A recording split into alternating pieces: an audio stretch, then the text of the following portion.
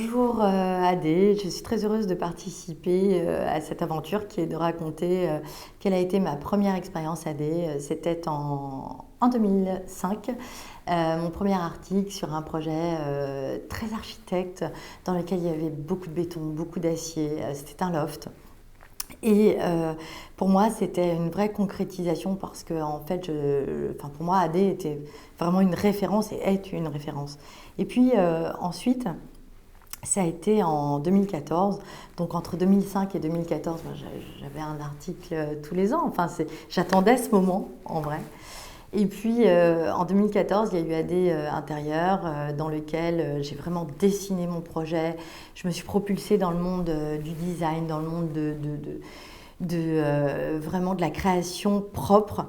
Et là, il y a eu un avant-après. Et puis, je crois qu'il y a eu un troisième élément marquant qui a été en 2019, lorsque j'ai fait partie de la famille Adescent.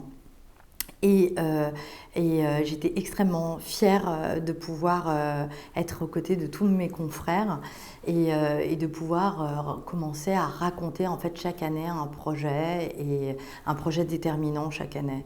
Et en fait, aujourd'hui, quand je revois toutes ces revues et tous les journaux que j'ai pu garder, je les ai tous archivés. Et parfois, je les ai eus en double. En fait, d'abord, je voulais remercier Adé pour m'avoir donné cette chance d'exister en tant qu'architecte hybride, architecte d'intérieur, designer, et avoir pu me faire exister et ne pas me mettre dans une case. Et voilà, c'est ce que je souhaite à Adé, c'est de trouver encore en fait cette horizontalité, cette force de création, cette puissance d'expression qui traverse tous les métiers.